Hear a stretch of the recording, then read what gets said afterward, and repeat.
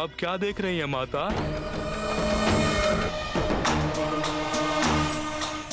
अगर आप इस तरह से देख रही हैं तो जरूर कुछ बात होगी माता। माता, माता, आपने जो जादू किया था उसका असर हो गया। मेरे हाथ पैर अब चलने लगे हैं। देखिए माता, आपका ये एहसान मैं कैसे चुकाऊंगा माता? इतने दिनों से सजा भुगत रहे थे ना, इसलिए वो दुख भुलाने के लिए तुम्हें एक बहुत बड़ा तोहफा दिया है। अच्छा लगा? कौन सा तोहफा माता?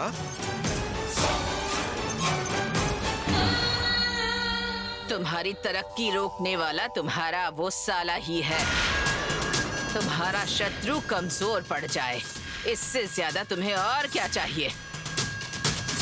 इसीलिए तुम्हारे साले के बेटे की मौत मैंने तुम्हें तोहफे के रूप में दी।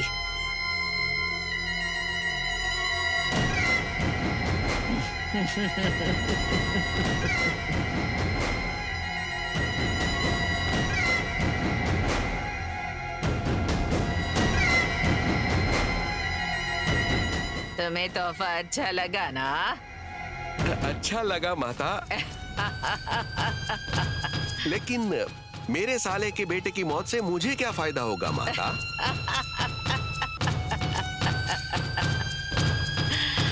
युद्ध में जीतने के लिए सबसे पहले दुश्मन के सिपाहियों को मार गिराना होता है।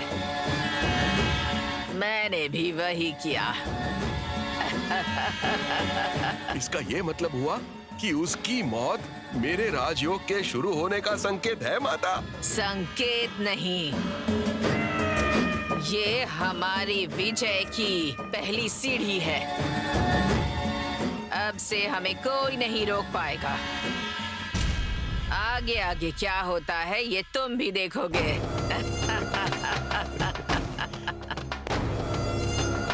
वहाँ मेरा साला अपने बेटे की मौत पर आंसू बहा रहा है माता, और यहाँ मेरी खुशी का कोई ठिकाना नहीं है। और मेरी ये खुशी बांटने के लिए मैं उसके पास ना जाकर आपके पास आया हूँ माता। तुम्हारी तरक्की के रास्ते में जितने भी रोड़े सामने आ रहे हैं, सबको एक एक करके मिटाती जाऊंगी। आने वाले समय में उस घर में सबसे बड़े तुम ही कहलाने वाले हो।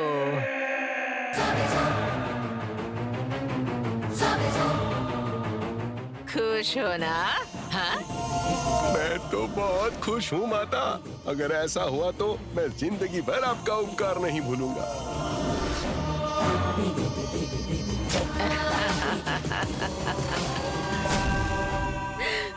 उठिए पापा, उठिए ना पापा, उठिए ना, उठिए ना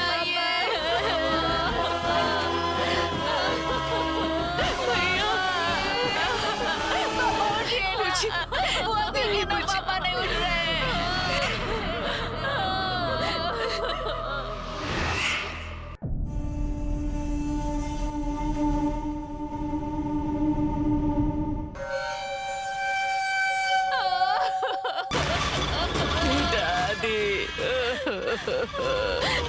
भैया, पापा, उठिए ना पापा। भैया उठ जाइए प्लीज भैया, एक बार मेरी तरफ देखिए।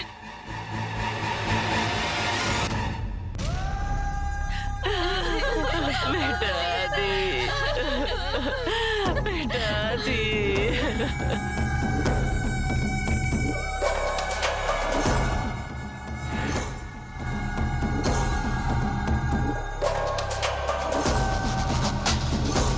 मुझे लगा था तुम्हारा पति घर आएगा, मैंने नहीं सोचा था कि ये हो जाएगा।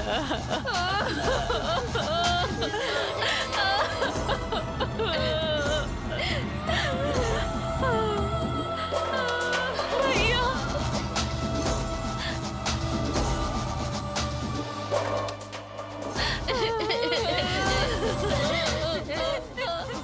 पापा उठिए ना पापा, उठिए ना पापा।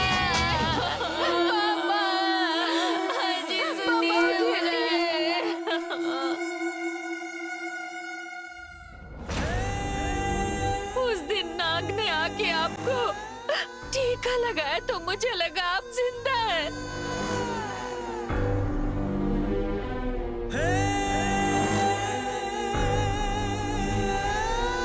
पर मुझे नहीं लगा कि उसने मेरा सिंदूर मिटा दिया।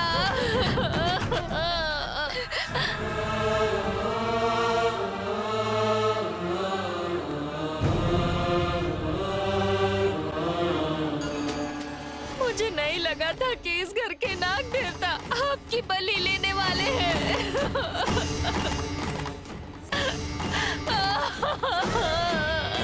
दीदी, आपके घर के नाग देवता आपकी रक्षा कर सकते हैं, पर वो किसी की जान नहीं ले सकते। तुम्हें क्या लगता है इसने बच्चे को मारा है?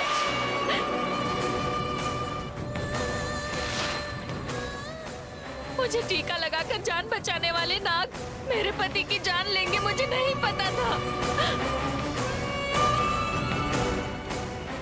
सांप को दूध पिलाने के जुर्म में मुझे नहीं लगा था नाग देवता मेरे साथ इतना बड़ा अन्याय करने वाले हैं।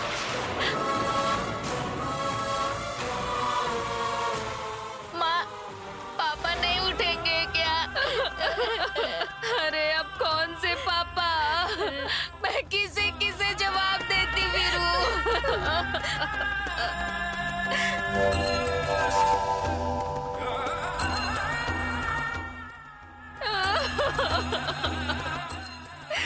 पापा, पापा उठिए ना पापा।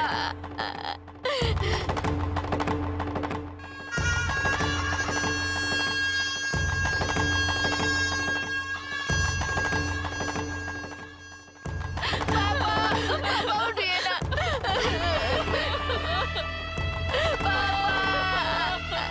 पापा।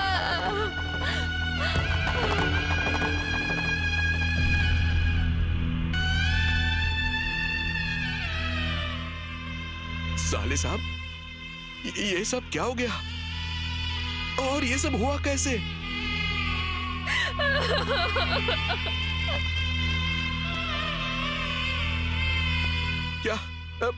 क्या इसी बात को कहने के लिए भगवान ने मुझे जुबान दी? इससे तो मैं बेजुबान रहता वही अच्छा था। कितना बड़ा अन्याय, नाइंसाफी है ये। सिर्फ एक ही वारिस था आपका और भगवान ने उसे भी छीन लिया।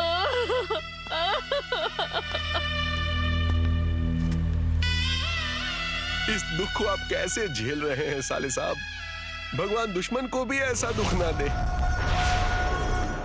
आपने देखा साले साहब, मंदिर के अंदर जाना ही बहुत बड़ा पाप है और ये पाप करने की वजह से ही कृष्णकांत के बेटे की मौत हो गई है। गांव के लोग यही सोच रहे हैं साले साहब। जुबान काट देनी चाहिए इन गांव वालों की। छी! अपने गांव से कोई पंडित आने के लिए तैयार नहीं था, इसलिए पास के एक गांव के अंदर जाकर मैं पंडित को लेकर आया हूं। आप कब तक रोते रहेंगे साले साहब? रस्म भी तो पूरी करनी है।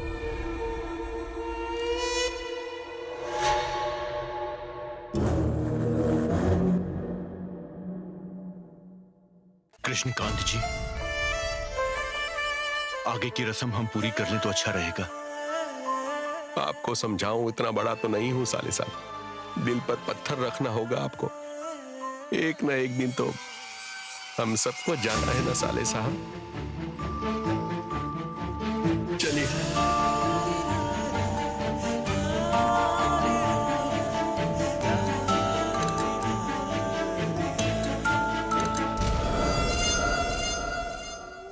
हाँ?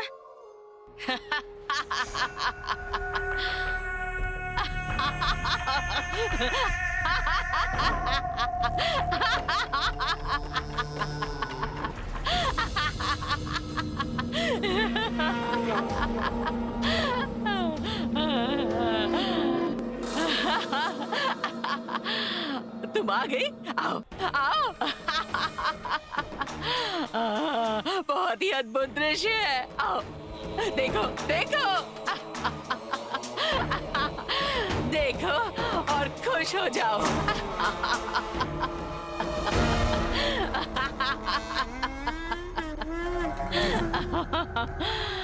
उस दिन शेरनी की तरह हम पर दहाड़ मारने वाली भैरवी आज देखो तो कैसे बिल्ली की तरह रो रही है। देखो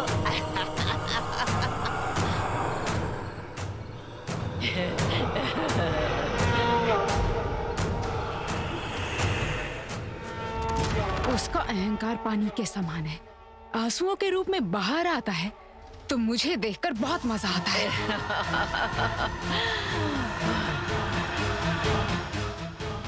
ये वार इतना साधारण नहीं था, इसलिए भैरवी की आंखों से आंसू निकल आए। कितने भी शक्तिशाली हो, कितने भी हिम्मत वाले हो, मौत के नाम से डरना चाहिए। सही कहा ना? नहीं,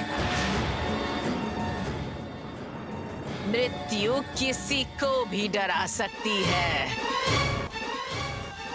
पर वो मेरा कुछ नहीं बिगाड़ सकती। मृत्यु को सिर्फ मुझसे डर लगता है। मतलब तुम्हारी मौत नहीं हो सकती? हो सकती है, पर मैं यहाँ उस मृत्यु को हराने आई हूँ। मतलब तुम मरोगी ही नहीं? मरूंगी, पर मृत्यु से ना डरते हुए चिरंजीवी बनकर जीना चाहती हूँ। यही मेरी इच्छा है, सिर्फ आस्था नहीं, ये मेरा विश्वास है और ऐसा ही होगा। इसे आस्था नहीं कहते हैं, आशा कहते हैं इसे। मनुष्य हो या मानव अनुभव हो, जिसने जन्म लिया है उसे मरना ही होता है। पर तुम बेकार के सपने देख रही हो। बेकार के सपने देखने के लिए तुम मुझे अपने जैसी साधारण समझ रही हो क्या? उपासना से माँ का वरदान प्राप्त किया है। असाध्य को साध्य बनाने की शक्तियां अर्जित की है मैंने। कुछ भी हो, कोई भी विघ्न आ जाए, फिर भी मैं उस मंदिर में प्रवेश करके रहूंगी। मुझे कोई नहीं रोक सकता। मैं मृत्यु पर जय पा सकती हूँ, जय पा सकती हूँ, जय पा सकती हूँ, जय पा सकती हूँ, जय पा सकती हूँ।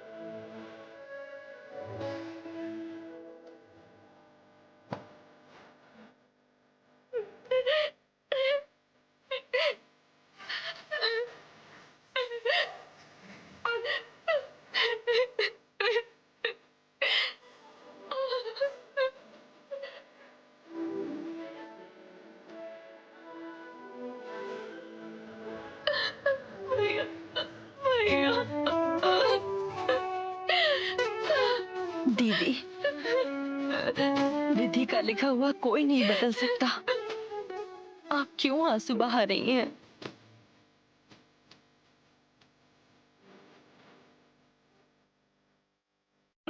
मैंने सोचा था कि मुझे मेरे भैया मिल जाएंगे।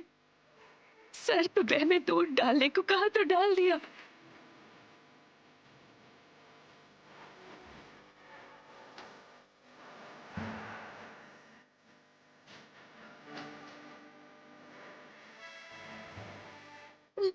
तुलसी के पौधे की पूजा करके सुहागनों को भेंट भी दी।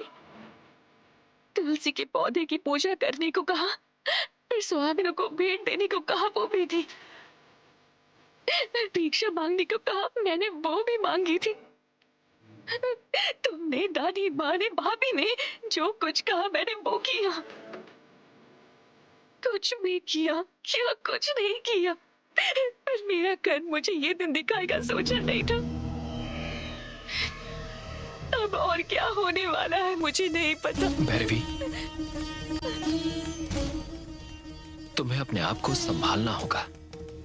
इमोशंस पर थोड़ा कंट्रोल रखो प्लीज। जिस भगवान पर मैंने इतना भरोसा किया उसने तो मुझ पर दया भी नहीं की। जिस भगवान पर मुझे विश्वास नहीं था उन पर मैंने विश्वास किया। जो इंसान नहीं कर पाते लगा कि वो भगवान कर सकते हैं। मेरी आशा, मेरा विश्वास, सब कुछ मिट्टी में मिल गया। क्या फायदा विश्वास का? हाँ?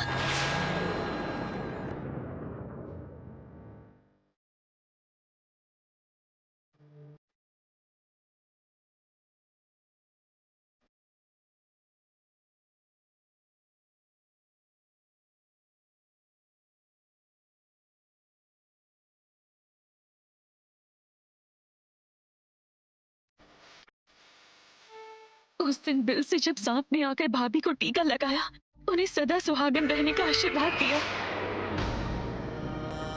और आज उसी सांप ने मेरे भाई की जान ले ली। क्या सच है और क्या झूठ है मुझे कुछ समझ नहीं आ रहा। किसकी बात पर भरोसा करूं, किसकी बात पर ना करूं, कुछ समझ नहीं आ रहा। आपने जो सपना देखा था उस पर विश्वास रखिए दीदी। मैंने जो सपना देखा था वो सच था या भ्रम, कुछ समझ नहीं आ रहा। मेरे भैया को मारने से पहले मुझे किसी ने वीडियो भेजा था, लेकिन अब लग रहा है कि सांप के काटने से मेरे भैया की मौत हुई है। मेरे सपने के साथ किसी ने धोखा किया या फिर ये सब माया है, कुछ समझ नहीं आ रहा।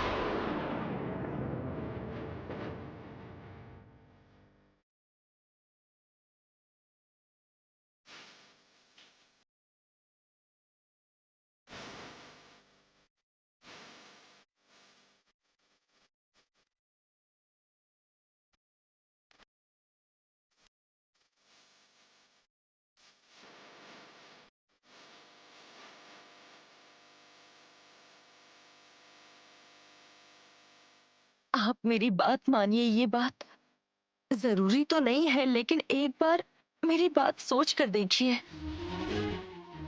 आप अपने घर के देवता नाग देवता पर संदेह करेंगी तो वो संदेह आपके भाई पर होगा। मंदिर की रक्षा करने वाले सांप बिना किसी कारण के आखिर किसी को क्यों मारेंगे? जो कोई भी उस मंदिर में प्रवेश नहीं करना चाहता उसे क्यों मारेंगे? और आपके भाई इतने समय से मंदिर का रहस्य क्यों छुपा रहे थे, ये बताइए। आपके भाई मंदिर में जाने वाले कोई स्वार्थी या आम पाखंडी इंसान तो नहीं थे ना? तो फिर मंदिर में जाने की क्या जरूरत थी उन्हें, ये बताइए मुझे, बताइए ना।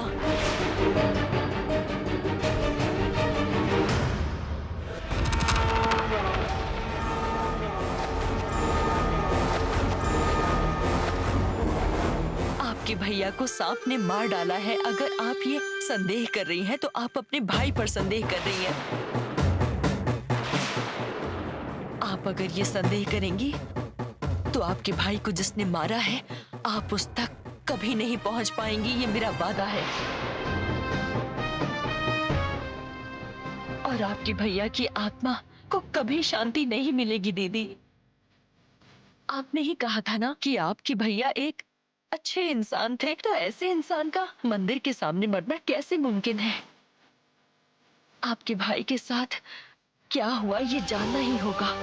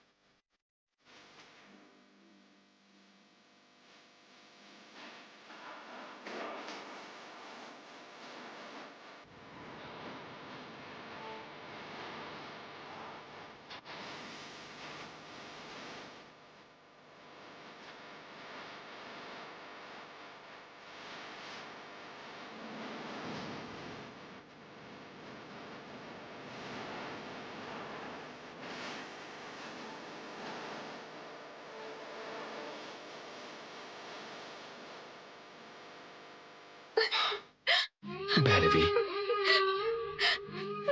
अगर तुम ही इस तरह से रोती रहोगी तो तुम्हारी भाभी को, दादी को और पापा को कौन संभालेगा?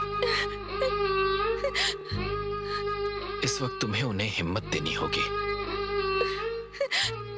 वो हिम्मत मैं कहां से लाऊं अर्जुन?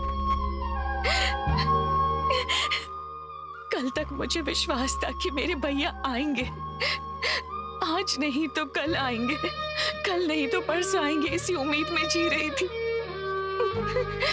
अब मैं आखिर और हिम्मत कहां से लाऊं? तुम ही बताओ अर्जुन। मेरा विश्वास झूठा निकला, मेरा सपना टूट गया है, मेरी आशा पूरी तरह टूट गई। अब मैं कुछ भी नहीं कह सकती, उनका दुख बढ़ता ही चला जाएगा। वो तेरे जैसा नहीं होगा, नहीं होगा अर्जुन। तुमने जो कहा वो सही है, तुम्हारा दुख मैं समझता हूँ। उनकी उम्मीद का दीपक बुझ चुका है, लेकिन फिर भी तुम्हें उम्मीद है ना? उम्मीद कभी खत्म नहीं होती। उम्मीदें इंसान को जिंदा रखती हैं और उम्मीद ही नई उम्मीद को जन्म देती है।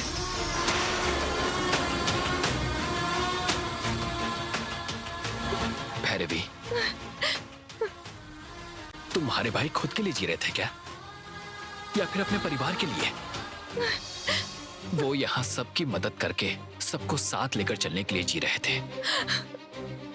उनकी उम्मीद के लिए कदम उठाते हैं। आखिरकार उन्होंने अपने प्राणों का बलिदान देकर कुछ सिद्धियां ही तो चाहिए थी। तुम्हारे भैया ने डायरी में क्या लिखा है तुमने पढ़ा है। उसे पढ़ने के बाद भी तुम ये समझ नहीं पा रहे कि वो क्या कहना चाहते थे।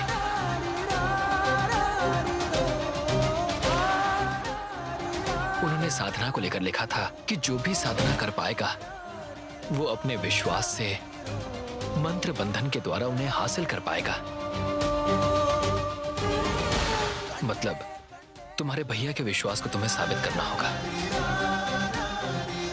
तुम्हारे भैया का आशीर्वाद तुम्हारे साथ है और वो इसमें तुम्हारा साथ जरूर देंगे। अगर तुम अपने भाई की इच्छा पूरी करती हो तो इससे बहुत लोगों की मदद हो जाएगी। तुम्हारे भाई को मारने वाले खुश हो रहे होंगे, लेकिन तुम्हारे ऐसा करने से यह साबित हो जाएगा कि वो हमारे दिलों में जिंदा हैं। अपने भाई के लिए तुम्हें यह जरूर करना चाहिए, जरूर।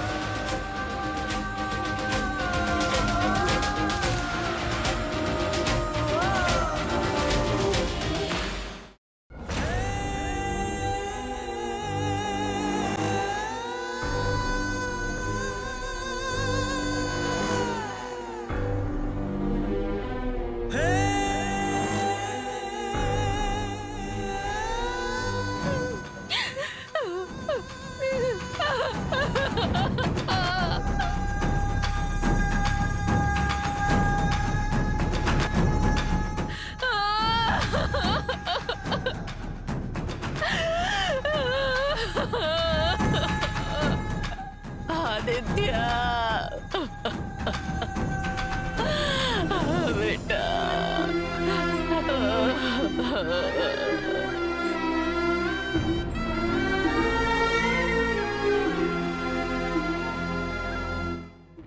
भैया, आपका बेटा तो गया, लेकिन बेटे जैसा आपका भांजा है ना, दुखी मत होइए ना।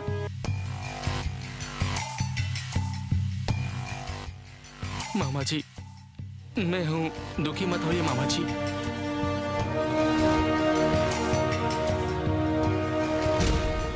साले साहब, थोड़ी देर में राहु काल शुरू हो जाएगा। वैसे समय ले जाना ठीक नहीं है साले साहब। अमृत घड़ी में ले जाएंगे तो आत्मा को शांति मिलेगी। थोड़ा जल्दी कीजिए साले साहब। भैया, भैया, कृष्णा। हे आदित्य, मैं कहता था कि मेरे सर में दर्द है तो तू सहन नहीं कर पाता था। अब जीवन भर मुझे दुख में रखना है, ये कैसे सोच लिया तूने बेटा?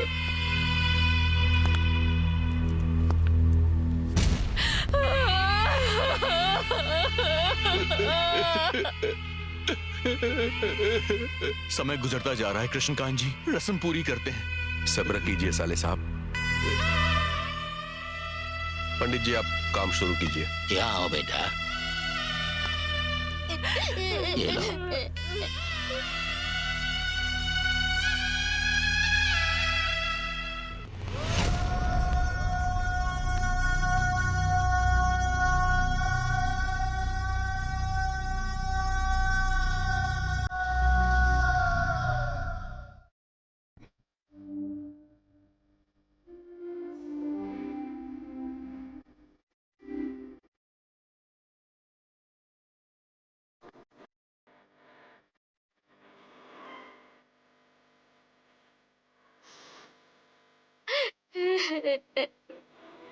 पापा।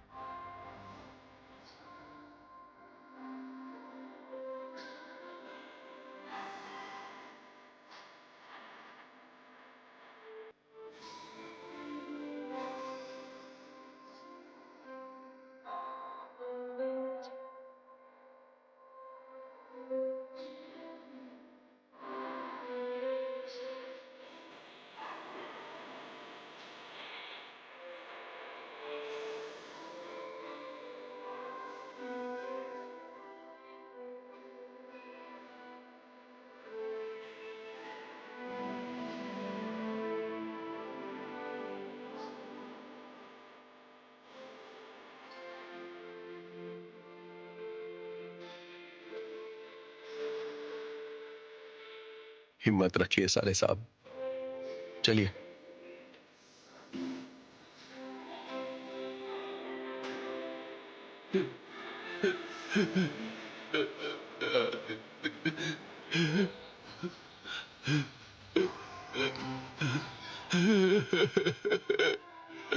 ने आदित्य, तुम्हें उंगली पकड़कर चलना सिखाया।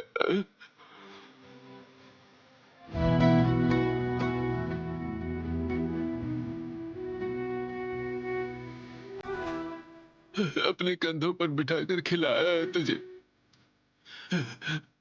उन्हीं कंधों पर तुम्हें शमशान कैसे ले जाऊं बेटा।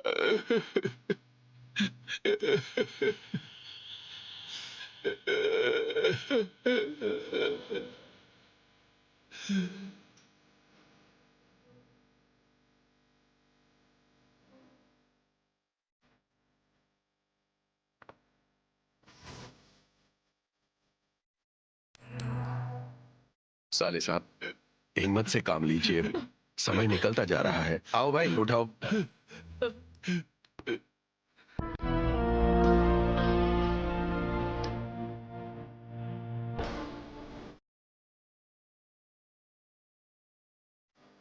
कृष्णा, घर आया वो पोता के अंदर पैर रखे बिना बाहर से ही जा रहा है।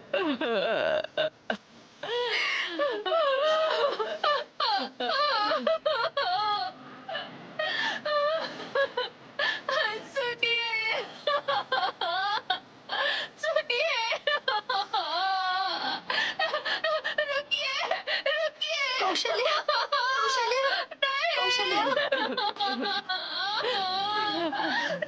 चुप हो जाओ। हिम्मत रखो। बस करो। चुप हो जाओ बेटी, चुप हो जाओ।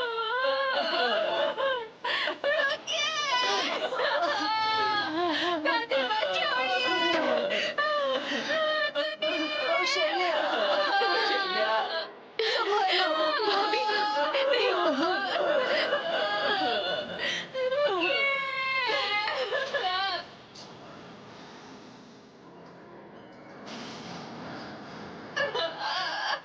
हिम्मत रखो बेटी। कौशल्या, चुप हो जाओ।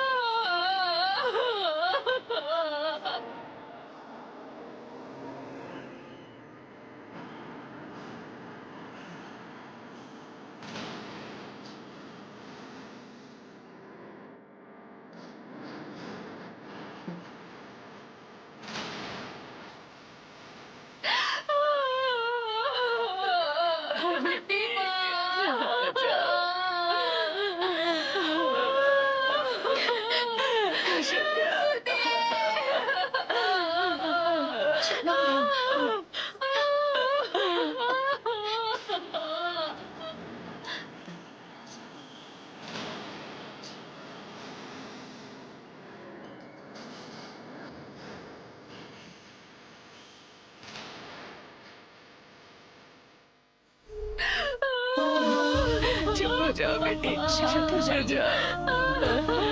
मैं क्या करूं? हिम्मत रखो बेटी।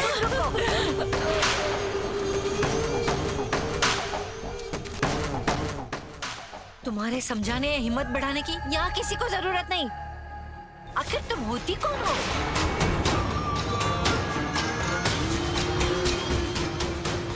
मल्लिक कौन है तुम जानती नहीं क्या? जानती हूँ माँ, इसके बारे में अच्छे से जानती हूँ। इस महादेवी ने जब से हमारे घर में कदम रखा है, इसकी गरीबी ने हमें भी लपेट लिया है।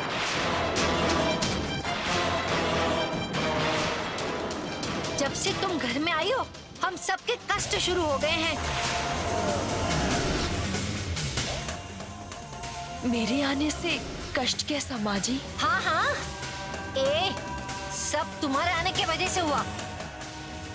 कितने प्यार से पली है मेरी भतीजी भैरवी, उसे अग्निकुंड पर चलना पड़ा।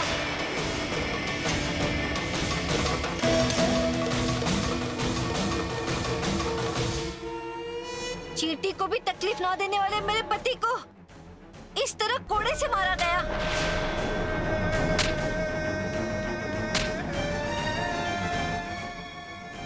पहले मेरे भाई को लकवा मार गया, उसके बाद मेरे पति को लकवा मार गया और आज मेरा भांजा स्मशान चला गया। तो क्या ये सब तुम्हें कष्ट नहीं लगते?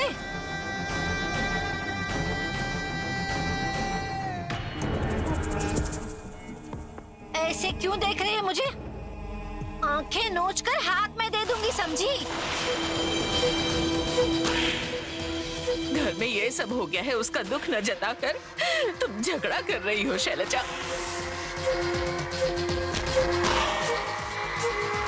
क्या माँ, ये झगड़े जैसा लग रहा है? मैं झगड़ा नहीं कर रही। देखो, इस शनि ग्रह को अभी के अभी घर से बाहर निकाल दो। इस शनि ग्रह ने कौशल्या के गले का मंगलसूत्र छीन लिया।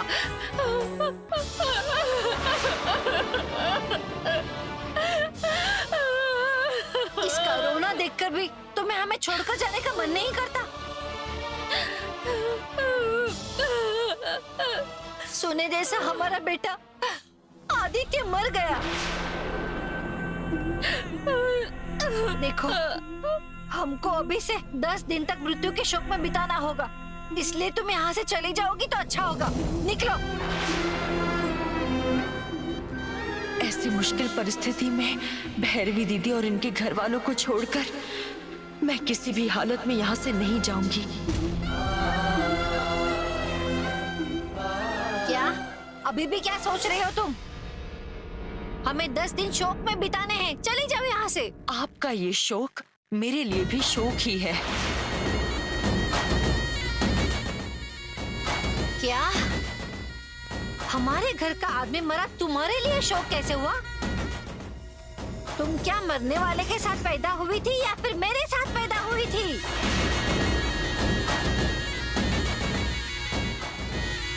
मुझे आश्रय देने वाले इस घर से मेरा संबंध तो होगा ही ना माँ जी। सम्मान देने वालों के सुख दुख में मेरा भी तो हिस्सा है ना माँ जी। माँ, देखा देखा, अभी ये क्या कह रही है? हमारे कष्ट सुख में इसका हिस्सा है कह रही है। हो सकता है कल कहेगी इस संपत्ति में भी मेरा हिस्सा है। शैलजा, बस करो। मल्ली के बारे में और कुछ भी कहा तो ठीक नहीं होगा। मल्ली, कौशल्या को अंदर लेकर जाओ। हाँ, जब देखो मेरा ही मुंह बंद करवा दो। जब तुम्हें कोई चिंता नहीं है तो मुझे क्या, रख लो। देखना किसी दिन सच्चाई का पता खुद चल जाएगा। चलने दो पता। मल्ली, देख क्या रही हो? चलो अंदर, चलो बेटी। चलिए दीदी।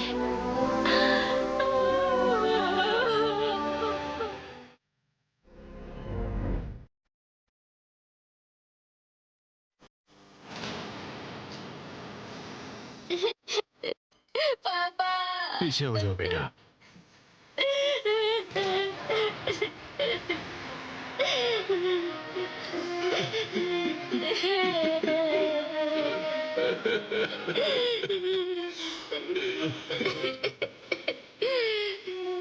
पापा